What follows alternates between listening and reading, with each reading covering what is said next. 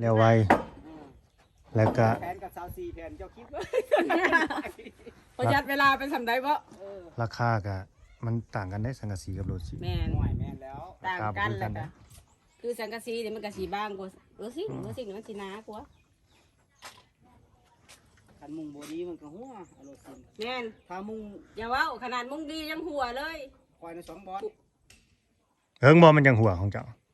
มัน ฮอดปีบ่ ได้ลงแล้วมันจักมันเป็นได้คันพ่นตกมันหัว เพราะมันตกแล้วมันหัว เงินให้ว่าเงินสีส้มน่ะ ขอว่าไม่เหี่ยว และน็อตมันเด้ง เลือดคอยเนี่ยก็ยังหัวคือกัน นี่แหละสาเหตุที่อยากให้เอาสังกะสี หัวไว้อะไร สัน ได้ กะสีนี่มันบ่จะหัวได้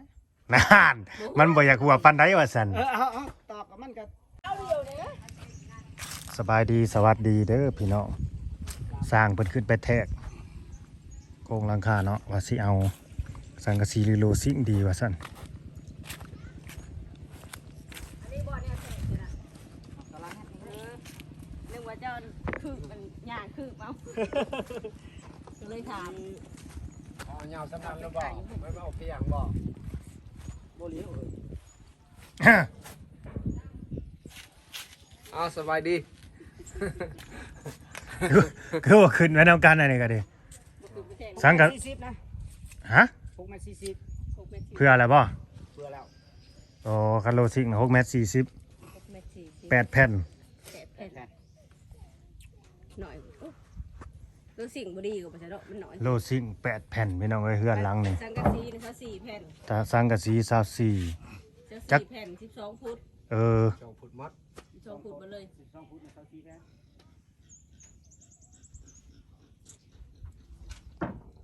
สังกะสีอ้าวพี่น้อง FC ผู้รักผู้ใหญ่เนาะคอมเมนต์มาว่าเอาตัวใดดีพี่น้องเนาะ เดี๋ยวสังกะสี แนะนำมาสิเป็นสังกะสีหรือโลซิ่งในใจสั่งนะอยากเอาโลซิ่งว่าซั่นมันจะง่ายว่าซั่น ปูง่ายแล้วไว้ ปูง่าย ปูง่ายแล้วก็แล้วไว้เนาะ แล้วไว้ แล้วไวแล้วก็ แผนกับ24แผนเจ้าคิดว่า ประหยัดเวลาเป็นสำได้บ่ ราคาก็มันต่างกันได้สังกะสีกับโลซิ่ง แม่น หน่วยแม่นแล้ว ต่างกันแล้วก็คือสังกะสีเนี่ยมันกะสีบางกว่าสิ่งเนี่ยมันสีหนากว่า คันมุงบ่ดีมันก็หัวเอารถซิน แม่น ถ้ามุง อย่าเว้าขนาดมุงดียังหัวเลย ควายใน2บอส เฮิงบ่มันจังหัวของเจ้า มัน ฮอดปีบ่ ได้ลงแล้วมันจักมันเป็นได้คันพ่นตกมันหัว เพราะมันตกแล้วมันหัว เงินให้ว่าเงินสีส้มน่ะ ขอว่าไม่เหี่ยว และน็อตมันเด้ง เลือดคอยเนี่ยก็ยังหัวคือกัน นี่แหละสาเหตุที่อยากให้เอาสังกะสี หัวไว้อะไร สัน ได้ กะสีนี่มันบ่จะหัวได้ นานมันบ่อยากหัวปานใดว่าซั่น เอาตอบกับมันก็ถือกันกับอัน จักมันเป็นอย่าง ตะปูมันบ่ ขนาดสร้างก็ว่าสร้าง เอ้าก็ถือเอ้ยแต่ปูมันก็มีกรุ๊ปให้พวกแห้งเลยเนาะ เนาะสร้างมาตรฐานก็ยังหัว บ่ เขาว่ารับรองเลยก็ยังหัว ตะปูมันเองยิ่งหัวเห็นบ่เฮือนหลังสีส้มไปเอาตะปูตอกสังกะสีนี่เลยคือตอก เออ สีหัวน้ำหนอดน้ำหยังเป็นหัวแล้วหัวแห้งคือหยังนี่ได้ไม่ได้หัวค่อย บ่มันบ่หัวนะค่อยมุงค่อยนั่นไป สร้างมันใจถ้าคน มัน อื่น ถ้ามันหัวกระดำระปองท้องปองกันจ้ะเอาคุกไปโต่งไว้เลย โต แล้วแต่บ่าวลาว ตลกบ่ได้แล้วแต่บ่าวลาวได้แล้วแต่ผู้ใหญ่ใจดี ใจ เพิ่นได้ ดีเพิ่น เออ เขาก็เร็วแต่เบาลาวมันเราสิเอาโลซิงบ่สิเอาสังกะสีเขาก็ยังบ่ฮู้ นี่สังกะสีคือนี่แหละบ่ได้มีบนหัวได้นี่จะมุงนี่ โอ้ อืม บ่ได้มีแต่หัวได้ อันโลซิ่งนี่เจ้าติดไปปุ๊บเดี๋ยวจะสารล่องมองรถไปฝนตก ชนะก็หัวอีกแล้วเด้อนี่ มองงั้น พอดีสอดสร้างอีก คือไปอัดติดอีก อ่า นอกจากซื้อมาซื้ออันแนวติดมาแล้ว ใส่เป็นใส่แตะคาคือนี่บ่ แม่นนั่นแหละ ก็ซองขึ้นไปเพิ่นสิแอมนะแอมค่าซอ ถ้าง ขึ้น ถ้าใส่โลซิ่งเนี่ยมันสิอันนั้นห่างเหรอวะขาวห่างบ่ บ่ได้ บ่ก็สำคัญ สำคัญเหรอบ่ นะ อืม อันนี้ก็6โต๊ะใส่ เจ็ดอกไก่ เจ็ดไก่นี่ ถ้าโลซิ่งเนี่ยไปสั่งอยู่ใช่อยู่ส้นบ่ เอาทางเขาลงกันหลัก3คือกันแล้วแหละปาดไปนะ ทางลงรถ3 คันสิสร้างอยู่เมืองชนก็ได้บ้านหนองพำนี่คอยเอาอยู่บ้านหนองพำ บ่ตัวนี้ดิเอาโลซิง เฮาสร้างอันนี้มันแบบ2ต่อเฮาไปสร้างอันนี้แล้วเขาลงไปเอาให้เป็นกอง ท่านเขาเอาเกงเกาะมาเข้ามาส่งเลย ไปใส่อยู่ในกรอบพวก เวียดเด้ เออ เห็นนะ เห็นแล้วที่มันมาเปิดใหม่นะเปิดห้านใหม่นะ แม่ แสดงว่าสิสั่ง โลซิ่งนะสั่งอยู่หั่น เกงเกาะ บอลมันโหลด บอลมาโลดอ่ะ ก็คือเขตเฮาบ่ได้อึด บอลโรงงานเลย จะเป็นมันหลาย คันว่าถ้าสั่งอยู่นี่เขากับไปเอาขาส่งเขาอีกเนาะมันหลายต่อเนาะ2ต่อ เขาอะไรแบบ เขากับบวกไปอีก ราคาว่านี้ แมน ว่าราคาโรงงานนี้ คันเอาไปหลายโรงงานเขาก็สิคิดจบนะเลยบวกค่าส่งค่าหยังกันหรือว่าค่าคลองกับทางแถวปั๊มน้ำมันนั่นแหละ แผ่น กินน้อยคิดตอกข้าวซอยกับข้าวตอกไว้ก่อนลืมตอกเลย โล เด้มันขึ้นเลยมันสิคือฝน 6 เม็ดเท่าไรก็ 6 เมตร cc 6 เม็ด 6 เม็ดก็ได้แล้วก็ลืมได้เลย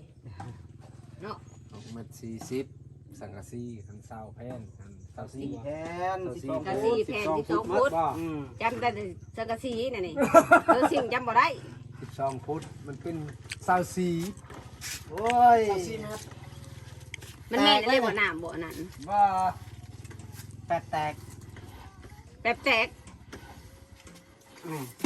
นั่นดี เอาขึ้น แตกยังได้เลย หน่อยตัวสีเห็นว่าคันบ่เอา ไอ้เกิงไอ้เกิงว่าเราอันน้ำเบิดว่าซั่นไปได้ยังได้น้ำสิ จะ เบิ ได้ ด มี เนาะ ตัวสูบเมื่อกี้นี่รถ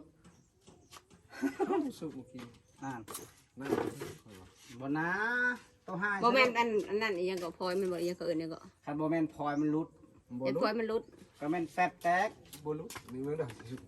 เอาทุกมันออกบ่ ปล่อยปีนเฮ้ย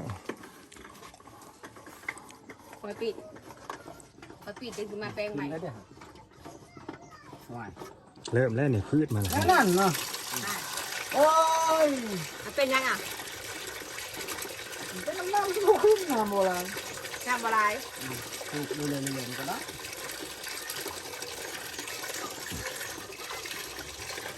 ขึ้นแล้วก็ขึ้นเลยเนาะต้องใช้เวลาเนี่ยจังน้อยเผื่อมันสิขึ้น มันจะเมื่อยได้หรอ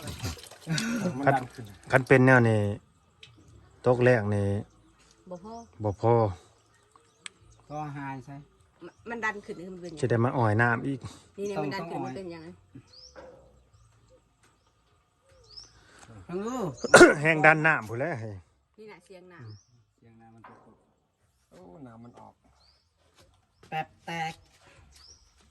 โอ้ แปบแตก ชนะก่อน ช่างว่าแปบแตก ต้องคอยมาให้เอาขึ้น2เถื่อก อกเจ้านะอยู่พุ่นนะบ่ตัวนี้บ่ได้ตอกเลยบ่มันคนละระบบกันแหละเนาะ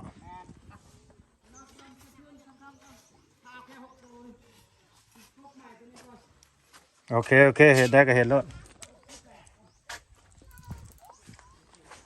พี่น้องเอ้ยก็ตามนั่นเลยเนาะถ้าใส่สังกะสีน่ะ8 แผ่นโลซิงน่ะ8 แผ่นยาว6 เมตรยาว6 เมตร6 เมตร 40ถ้าใส่สังกะสีน่ะ24 แผ่นละ12 ฟุตคือสุดเลยนะแผ่นยาวเลยนะยาวสุดนะสังกะสีน่ะมันสุดแค่12 ฟุตนั่นแหละสังกะสีแผ่นหนึ่งก็ดีความยาวอะนะเนาะฝากในเด้อผู้รักผู้ใหญ่เนาะ FC บัจจุกุสุคนที่เข้ามาเบิ่งมาชมเนาะสอยเป็นกำลังให้ในเด้อพี่น้องเด้อกำลังบวกกำลังชับอะไรเนาะอย่าในได้ซะขอความเมตตาเด้อพี่น้องเด้อสงสารกรุณาเนาะสอยกันคนละ5 ละ 10เลยเนาะสอยกันคนละ5 ละ 10ได้พี่น้องเอ้ยคัดซะบ่มีแนวมุงเฮือนนางร้อยบ่แล้วได้ นางร้อยเอ้ยสบายดีนางร้อยบ่าวล่าวหู้แล้ว สบายดีบ่ล่ะ โดยบ่าวล่าวหู้แล้วบ้านในสังกะสีสีใส่จักแผ่นกัดใส่โลซิ่งกัดสีใส่จักแผ่นแต่โลซิ่งนี่ข้อดีข้อเสียมันก็ต่างกันพี่น้องเอ้ยขนาดสร้างยังว่าโลซิ่งนี่มันอยากหัวอยู่ไซกับหัวว่าซั่นแต่สังกะสีนี่บ่หัวเพิ่นว่าสังกะสีเนาะ โด แต่สังกะสีนี่มันก็มีแบบ คันเอาซื้อในโรงงานเนี่ยมันจะมีแบบหลายสีหั่นนะแต่ถ้าซื้อในห้างขายมันจะมีสีเดียว มันจะมีสีแดงสีเขียวสีฟ้าสังกะสีนี่ก็มีหลายสีกันนะพี่น้องเอ้ย เอาจังซี่แล้วเนี่ยมันบ่ฮู้ เนาะ โดน มันยังบ่ฮู้อ่ะ จีโดน โดยสรุปเนาะพี่น้องเนาะเอาสังกะสีเนาะยังลอยว่าสังกะสีสังกะสีน่ะ24แผ่นมันจะบ่มีแต่สังกะสีใดพี่น้องเอ้ยเนาะมันก็มีตะปูและตอกนำสังกะสอกสังกะสีก็ดิเนาะมันก็สิมีไม้ปั่นเลาะปั่นล้มมันนำหั่นแหละเนาะใส่หั่นนะเนาะสวัสดิ์สังกะสีนี่12ฟุตนี่จักสิแผ่นเท่าไรเนาะเดี๋ยวเฮาสิไปถามห้านค้าเพิ่นก่อนว่าสังกะสี12ฟุตนี่มันสิตกแผ่นเท่าไรเนาะและก็ตะปูเด้สิใส่ประมาณจักโลหรือว่าจักกับ ตอก แล้วว่า บอมันสิมีตะปูตอกสังกะสีต่างหากในนางลอย นั่น ที่ตะปูบ่าวลาวซื้อเข้ามามันตอกบ่ได้ได้มันตอกได้แต่ไม้พวกนี้อันตัวนั้นนะตะปูแปะตะปู10ตะปู4นะสิไปตอกสังกะสีบ่ได้หัวเพอตะปูที่ตอกสังกะสีนี่มันเป็นกรุ๊ปมันเห็นบ่เป็นกลมๆมันเด้มันเป็นกรุ๊ป มึงเธอใครอ่ะอยากกินขนมอีกบ่อีก เอาหยังนะบ่แม่นนะทงแหวนบ่ฮะ มันให้เด้อ ทงแหวนทงวีบ่ฮะ มาจาก ทงงาหานางบุญเพ็ง ทางเวทมา กินนะเจ้าบ่กินน้ ทางเวท ทงแหวน ดู ย แม่มัน สิมันยังแหวนท่าแป้งอีกแล้วบาทนี่แต่งโตอีกแล้ว ำถ้าแต่งหน้าแล้ว ขนม ขนมอีกแหละ ขนมมาอีกแล้วว้าวอย่ากินให้กินดุบาด ขนม โอ้ยแรงจะไปนอนแล้ว มียาเด้อขนมตัวเล็กมาโดนหนี เดี๋ยวบ่าวเล่าออกเมื่อเนี่ยบ่าวเล่าสิไปแหวนถามเบิ่งเด้อ ดู สังกะสีนะว่าแผ่นเท่าใดเพราะว่ามันทางผ่านนะพี่น้องเอ้ย สังกะสีแล้วก็ลูกสิ่งทำไปเลยนะ สังกะสีกับทางผ่านโลซิ่งกับทางผ่าน แม่น แต่นั่งร้อยว่าเอาสังกะสี เอาจังซี่จีโดน อยู่ได้โดน แต่เฮาก็แนะนำคือกันนะเฮาสังกะสีเฮาก็ได้ เอาจัง พอมันหัวไว้ลูกสิ่ง โลซิ่งมันจะหัวไว้ หัวไว้ อ่ะตามนั่นแหละพี่น้องเอ้ยเนาะคลิปนี้ก็ดีบ่ต้อง อืม ถ่ายยาวๆเนาะพอหูข้าวๆเลยดิโอ้ยเนาะกินในเบิดโลดปานเนี่ยว่าบ่ให้กินบ่ให้กิน มันยากเนาะพี่น้องเนาะอย่างสิเฮ็ดเนี่ยได้ หน่อย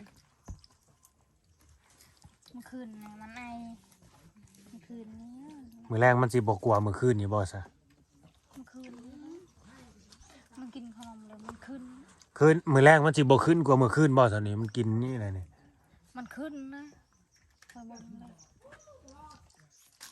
มัน อื ขึ้นเลย ม มันอามันเสียหายกินตอนขนม ไอ้ร้ายมันคอมันแห้งบ่ โดน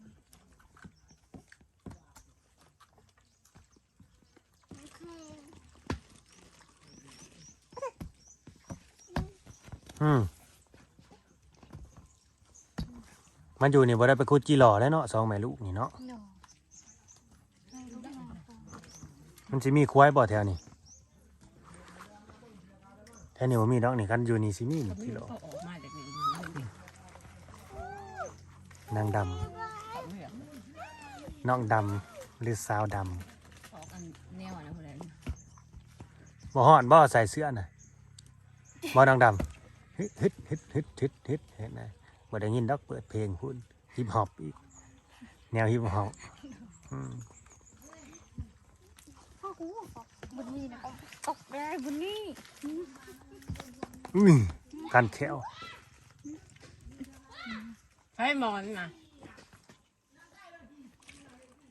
ก็บอกมอนเอาไปให้ลูกมอนผลสื่อให้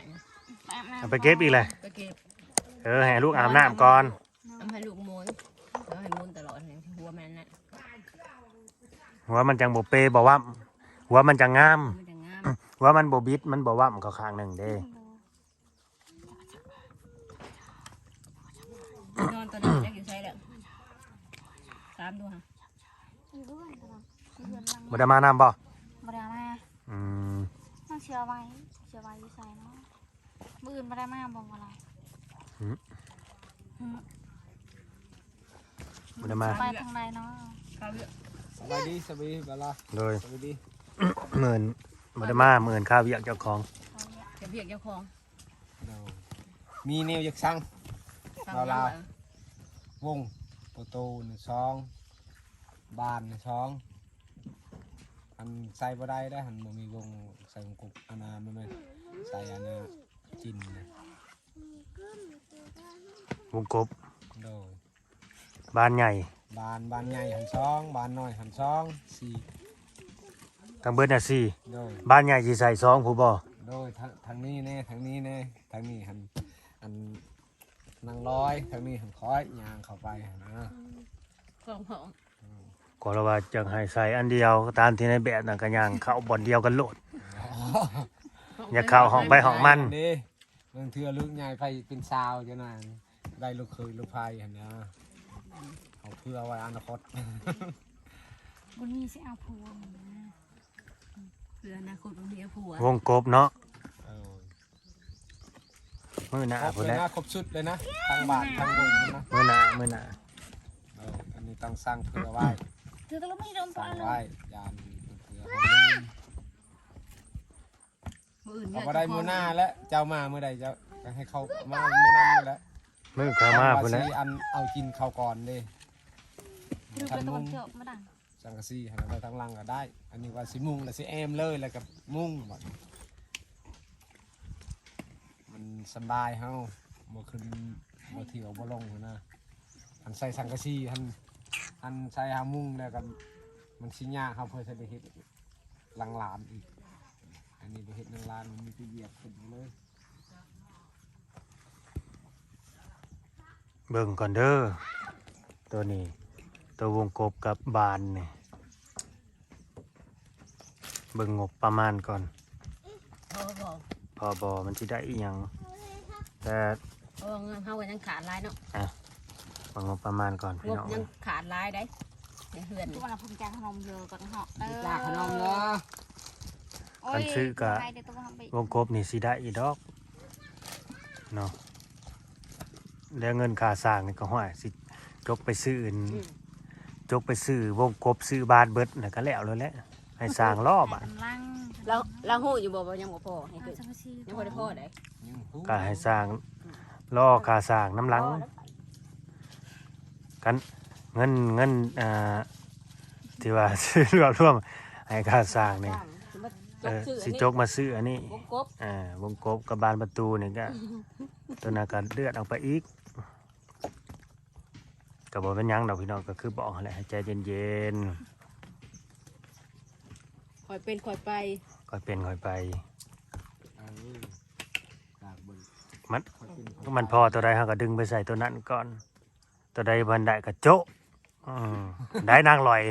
ไอ้บุญเกิงคือการได้ เดิน บ่แม่นสิ บอกว่าเฮา ไปเฮ็ดเกินกำลังครับบ่ได้ได้บ่แม่นสิไปทำมันได้ใจครับบ่ได้ได้ ต้องรอผู้ใหญ่ช่วยเหลือเนาะ ตัวนี้หันก็ใช่ว่านั่นหันเขาอยากได้บ้านก่อนแล้วก็เขาสิตีกินกันหน้าสังกะสีเอาไว้ที่หลังก็ได้ตัวนั้นบ่เป็นหยัง บ้าน บานประตู บ้านประตูนี่ บ้านกับประตู บ้านต่างหากวงกบต่าง อ๋อ หาก บ้าน เอาในได้ก็ได้เนาะว่าแต่มัน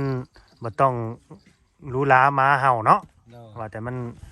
ได้แหละพอ เพราะว่าบ้านมันใส่น้ำลังใส่น้ำได้ก็ได้แต่ว่าเพิ่นจะลงกบนะต้องตั้งก่อน เปลี่ยน กะแมน ตั้งวงกบก่อนต่างหากใส่บ้าน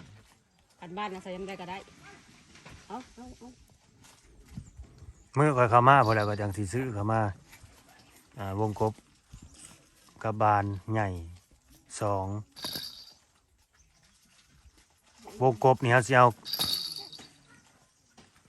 าขู่บ่หรือเอาอันเดียว เอาอันเดียวก็ได้นะ กองเดียวเนาะบ่ต้องบานขู่เนาะ บ่ต้องบ้านของบ้านครูดอก เอาอันเดียว แต่เบาลาวสิกิน ไปเห็ดกองขู่บ่คือดอก อ่ะ มันต้องอันเดียว อันเดียวเนาะ มันบ่แม่นแนวมัน นี่เห็นบ่นี่ดิ อันนี้แหละ อันนั้นครูบ่ บ่คู่ถ้าคู่มันต้องสองบ้านมันกว้างบ่เอาอัน วง เดีย ก ว บขู่นะ เจ้าบ่ต้องไปเบิ่งก็ได้ นั่นน่ะเขาเอื่นบ้านเดียวน่ะ บ้านเดียวเลยเนาะ บ้านเดียวถ้าคู่มันสิ2 อันเด้ มันกว้าง บวกเพราะว่าเพื่อนแนวนี้มันต้องทำนั่น มืนนี่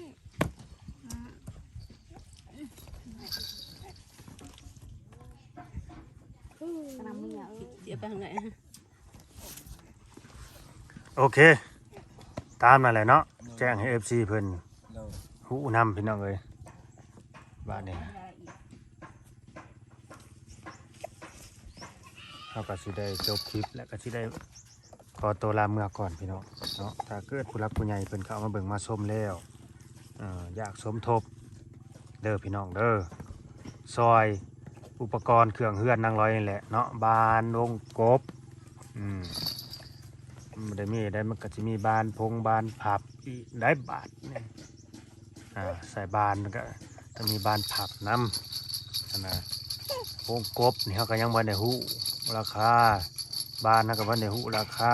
ถ้าเบิ่งมื้อน่ะอยู่จักเท่าไรแหละเขาก็ลืมเลยอยู่ในห้างนะมาตามกว่าอันละพันบ่แหละอันบานน่ะก็ดีแต่ธรรมดานะตัวใหญ่มันสิได้ที่พันบานใหญ่นะ แม่น มันก็ บ่ บ่ ได้ ได้เลยคันงามมันก็เพิ่มไปอีกขึ้นอยู่กับไม้ได้บาท ใช่ว่าก็2เส้นครับ บ่ได้ดอก200,000นะ ถ้าทำมันจะไปทำหรือว่าต้องท ทำ บ่ ำเฮียทำแต่มันเตือนมันถือกันนี่ เขาไปทามอยู่ห้านผู้นี่เขาไปทามอยู่ห้านไม้นี่ ไม่นะทามยังเห็นก็หันกันราคาเลยนะพอกัน พอๆบานกัน โดย ทำการแค่ไม้ ไม้ แค่ไม้เจ้าดีกว่า พอๆบานกันกับไม้แป้นเปิดเขาก็ดีกว่า แป้นเจ้านี่ดีกว่าได้ไปเบิ่งแล้วนะ ของเฮียทำนี่ทางใดๆของเราบ่ได้มาคุมงานเนาะ โดย บึกเราบ่ค่อยได้อยู่อันนี้ก็ดี ไม่กัน จะได้จบคลิปแหละพี่น้องเลยเนาะฝากเป็นกำลังใจให้นั่งร้อยแล้วก็ให้บุญเกิงนำเนาะขอบคุณ FC เบอร์ทุกคนอวยพรให้เพิ่น ให้เพิ่นอยู่ดีมีแห้งของจิต โดยผู้รักผู้ใหญ่หั่นแหละ นอนหลับให้ได้เงินหมื่นนอนตื่นได้เงินแสนแบนให้เกมนี่โทษอย่าไปมานพันให้อย่าไปเบียดอายุมันควันเงินเด้อผู้รักผู้ใหญ่ โดย เพิ่นอยู่ดีมีแห้งเด้อ เบิดสุคนเนาะ บ่าวลาวก็ได้ให้เพิ่นอยู่ดีมีแห้งความเจ็บอย่าให้ได้ความใครอย่าให้มี สาธุ นอนตื่นได้เงินแสนแบนให้เกมนี่โทษอย่าไปมานพันให้อย่าไปเบียดอายุ สาธุสาธุ ไปทางใดให้มันช่วยเหลือไปทางเนื้อช่วยเงินช่วยทองเด้ออายุมันควันยืนมัน สาธุสาธุสาธุ ให้นั่งร้อยให้พ่อมึงดูค่ะ นั่งร้อยจากตอนมึงดู